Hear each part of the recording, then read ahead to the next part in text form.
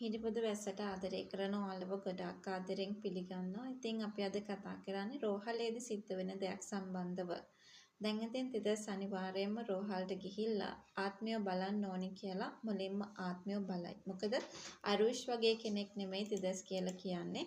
ඉතින් දරුවට වගේම ආත්මිට එක විටම ආදරය කරන කෙනෙක් කියන ඒ කතාව ගැන තමයි අපි අනිවාර්යෙන් කතා කරන්නට ඕනේ.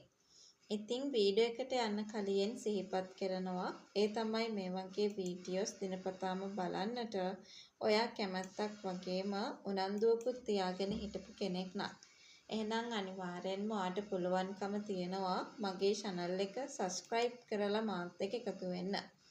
ඒ වගේම like කරන්න, comment කරන්න, තවත් නොදන්න යාළුවෙක් වෙනුවෙන් අනිවාර්යෙන්ම share කරන්නත් අමතක කරන තැනට පත් වෙන්නට එපා කියන ඒ කතාව ගැන තමයි අද අපි මේ වෙලාවේදී ඔයාට මතක් කරන්නට සූදානමක් තියාගෙන හිටියේ. ඒ විශ්වාසය අපිට මේ වෙලාවේ හොඳින්ම කතා කරන්නට ඉඩකඩක් තියෙනවා කියන ඒ කතාව ගැන තමයි මම මේ වෙලාවේදී ඔයාට මතක් කරන්නටත් ඉඩකඩක් හදාගෙන හිටියේ කියන ඒ විශ්වාසය අතිතිව කතා කරන්න බලාපොරොත්තුවක් තියාගෙන ඉන්නවා කියන ඒ කතාව ගැන විතරක්ම අපි මේ වෙලාවේ කතා කරන්නට සූදානම් වෙලා සිටිය යුතුයි කියන ඒ අපූර්ව කතාව ගැන තමයි මට ඔයාට මතක් කරලා දෙන්නට හැකියාවක් තියෙන්නේ.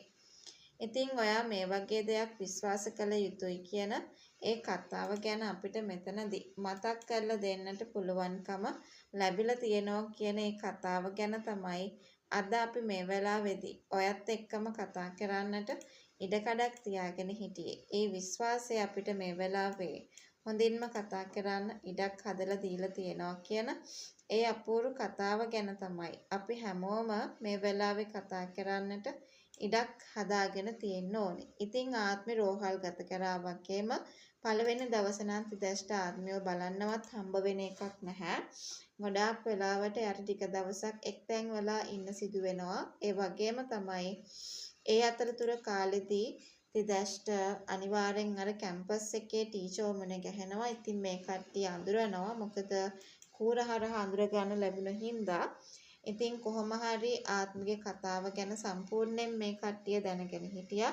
එතකොට තිදැස්ගේ අම්මා පවා දිගින් දිගටම මේ විදියට එනේක යන්නේක ප්‍රතික්ෂේප කරපු විදිය ගැන අනිවාර්යෙන් කතා කරයි කියන කාරණා ටික තමයි අපිට බලාපොරොත්තු වෙන්න හැකියාවක් ලැබෙන්නේ කියන ඒ කතාව ගැන තමයි මම මේ වෙලාවේ ඔයාට මතක් කරන්නට ඉඩක් තියාගෙන හිටියේ කියන ඒ කතාව ගැන විශේෂයෙන්ම මතක් කරන්නට උනන්දුවක් තියාගෙන ඉන්නවා කියන ඒ කතාව ගැන තමයි අපි අද මතක් කරන්න ඕනේ.